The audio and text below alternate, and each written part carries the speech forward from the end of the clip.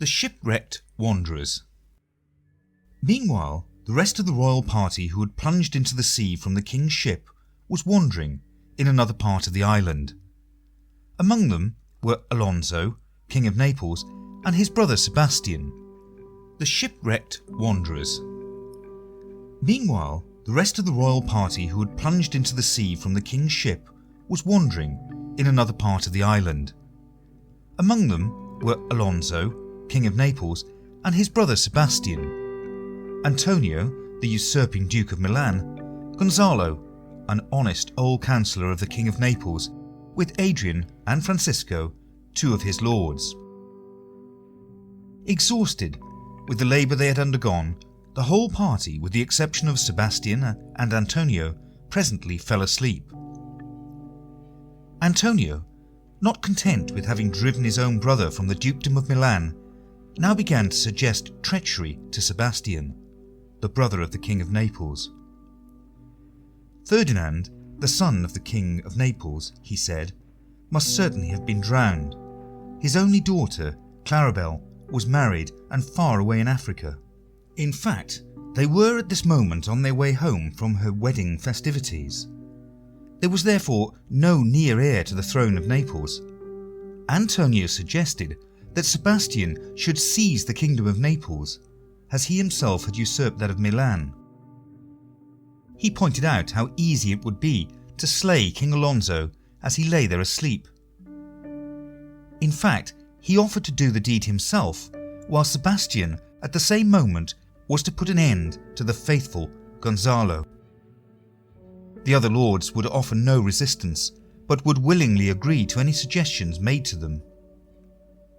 Sebastian was only too ready to fall in with this wicked scheme, but in the meanwhile, invisible to them, Ariel came near, and at the very moment when the traitors had drawn their swords and were about to kill Alonso and Gonzalo, he sang in the ear of the latter and awakened him. "Good angel, save the king!" cried Gonzalo, and Alonso started awake at the shout. "Why, how now? How awake?" cried the king. "Why are your swords drawn? Why do you look so ghastly?" "What's the matter?" asked Gonzalo, still dazed with sleep. "While we stood here guarding your repose just now," said Sebastian with a ready lie, "we heard a hollow burst of bellow like bulls, or rather lions. Did it not wake you? It struck my ear most terribly." "I heard nothing," said the king. "Oh, it was din enough to frighten a monster, to make an earthquake," said Antonio.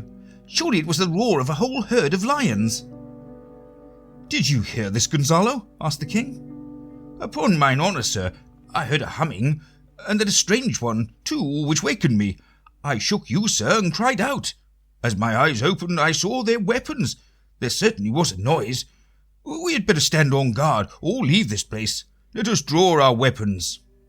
"Lead away from here," commanded the king. "Let us make further search for my poor son." "Heaven keep him from these beasts," said Gonzalo, "for he is surely in the island." "Lead away," repeated Alonso. "Prospero shall know what I have done," said Ariel, as Alonso and his companions started again on their wanderings. "Go, king, go safely on to seek thy son." The king's son.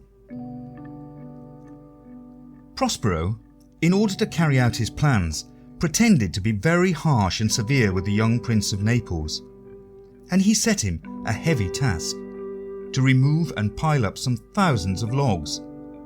For the sake of the love he already bore to Miranda, Ferdinand obeyed patiently, and it sweetened and refreshed his labour to see how distressed the gentle maiden was at the sight of his toil. "Alas, I pray you, do not work so hard," entreated Miranda, as she met him bearing a log. "I would the lightning had burnt up all these logs. Pray set that down and rest you. My father is hard at study. Pray now, rest yourself. He is safe for the next 3 hours." "Oh, most dear lady," said Ferdinand, "the sun will set before I can finish what I must strive to do." "If you will sit down," said Miranda, "I will carry your logs the while. Pray give me that. I will carry it to the pile." "No, dear lady, I had rather crack my sinews, break my back, than that you should undergo such dishonour while I sit lazy by." It would become me as well as it does you, said Miranda, and I would do it the more easily because I want to do it, and you do not. You look weary. No, noble lady. When you are near me, the night becomes fresh morning, said Ferdinand. I do beseech you, chiefly that I may set it in my prayers. What is your name? Miranda. Admired Miranda. Dearest name in the world, cried Ferdinand. Many gentle ladies I've been pleased to see and to talk with, and I have liked different women for different virtues. But never, until now, have I found one without some defect. But you, oh you, so perfect and so peerless, are created the best of every creature. I do not know any of the women, said Miranda simply.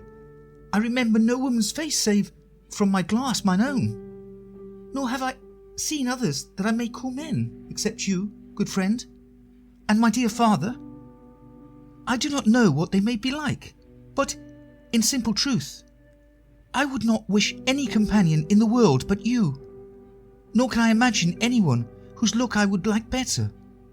But I prattle too wildly, and in that forget my father's precepts. In rank, I am a prince, Miranda, said Ferdinand.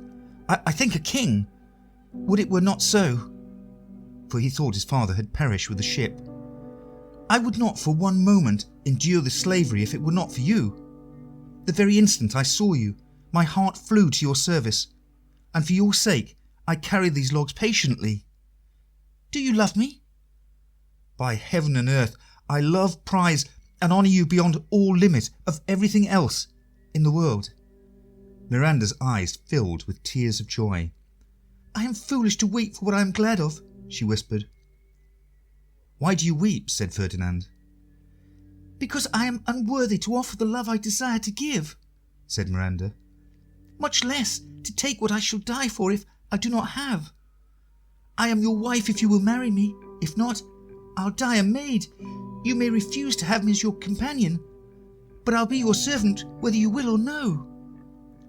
My queen, dearest, and I thus humble ever, said Ferdinand, kneeling before her. My husband, then? Aye, with a heart as willing as freedom after bondage, here's my hand. And mine, with my heart in it. And now, till half an hour hence, farewell.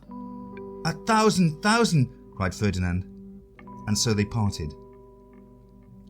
Unseen by the young lovers, Prospero, in his cell, had listened to all that passed, and his rejoicing was scarcely less than theirs to find that his schemes were working so well. But he had still much to do before supper time, and he now returned to his books. Mysterious music. While Antonio and Sebastian were discussing their scheme to murder the King of Naples, another band of wretched creatures was plotting mischief against the lord of the island. When Prospero had first come to this island, he found it inhabited by a hideous young monster called Caliban, the son of a wicked witch who had been banished there from her own country. This witch, Sycorax, had for servant their dainty sprite Ariel, and because Ariel refused to obey her evil commands, she imprisoned him as a punishment in the trunk of a cloven pine tree. Here Ariel abode in torment and misery for 12 years, during which time Sycorax died and left her son Caliban as the only inhabitant of the island. Prospero, on his arrival, set Ariel free and took him into his own service, and pitying the young Caliban, he at first tried by kindness to tame his savage nature. But all his efforts were useless. Caliban hated everything good, and repaid Prospero's kindness with malice and evil doing. Prospero found that gentle means were of no avail, and that the only way in which to keep Caliban in order was to treat him with stern severity. For this Caliban hated his master, and was always longing to be revenged on him. Among those saved from the king's ship were two worthless scamps, Trincolo, a jester, and Stefano, a drunken butler. Caliban, meeting them by chance, immediately begged to become their servant, hoping by this means to escape from Prospero. He further offered to lead them to where Prospero lay asleep, so that they might kill the magician. It was agreed that Stephano was then to marry Miranda and become the lord of the island, and Caliban was to be his servant. While they were talking, Ariel entered invisible. He listened to their plots and amused himself by speaking a few words every now and then, which soon set the conspirators quarrelling, for they none of them knew where the voice came from, and thought it was one of themselves mocking the others. Finally, Ariel began to play mysterious music on a pipe and tabor. Stephano and Trinculo were greatly alarmed, but Caliban soothed them, saying that the island was full of noises and sweet sounds, which gave delight and did no hurt. "Sometimes 1,000 instruments will hum about mine ears," he said, "and sometimes voices which, if I wake after a long sleep, will make me sleep again. Then in dreams the clouds seem to open and show riches ready to drop on me, so that when I awake I cry to dream again." "This will prove a brave kingdom to me when I shall have my music for nothing," said Stephano. "When Prospero is destroyed," put in Caliban. "That shall be at once," replied Stephano. "The sound is going away. Let us follow it and do our work afterwards," said Trinculo. "Go on, monster, we will follow," said Stephano to Caliban. "I would I could see this taborer. He plays bravely." So with this mysterious music, Ariel lured the three villains away. He led them a pretty dance through briars, sharp furze, prickly gorse, and thorns, which ran into their poor shins. And finally, he left them in the filthy water of a stagnant pool not far from Prospero's cell. In the meanwhile, Alonso, King of Naples, and his party were still wandering about the island, but by and by they grew so weary that poor old Gonzalo declared he could go no further. "I cannot blame you," said King Alonso, "for I myself am dull with weariness. Sit down and rest. Now here I give up hope that I shall ever see my son again. He is drowned, and the sea mocks our useless search on land." The traitor Antonio was delighted to see that the king had lost all hope, and he begged Sebastian not to give up their wicked scheme because it had been once repulsed. "The next advantage we will take thoroughly," Sebastian whispered back to Antonio. "Let it be tonight," said Antonio, "for now they are so worn out with travel they will not and cannot use such vigilance as when they are fresh." "I say tonight," agreed Sebastian. "No more." At that moment, strange and solemn music was heard. "What harmony is this?" said the king. "Hark, my good friends." "A marvellous sweet music," said Gonzalo. Unseen by them, Prospero entered, and by his magic art he caused a number of strange and grotesque figures to appear, who brought in a banquet. After dancing round it with gentle actions of greeting, and inviting the king and his companions to eat, they disappeared. "Give us kind keepers, heaven!" "What were these?" exclaimed the startled king. "If I reported this in Naples, would they believe me?" said Gonzalo. "These must be islanders, and although they are of such strange shapes, yet note, their manners are more gentle and kind than many of our human race." "You speak well, honest lord," said Prospero aside, "but some of you there are worse than devils." "They vanished strangely," said Francisco. "No matter, since they left their viands behind them," said Sebastian. "Will it please your majesty to taste of what is here?" "Not I," said Alonso. "Yes, you need not fear," said Gonzalo. "Well, I will eat, although it be my last meal," said the king.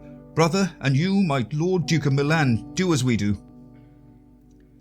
At that instant there was a peal of thunder and a flash of lightning. Ariel, in the form of a harpy, a hideous bird of prey, flew in and flapped his wings over the table, and immediately the banquet vanished.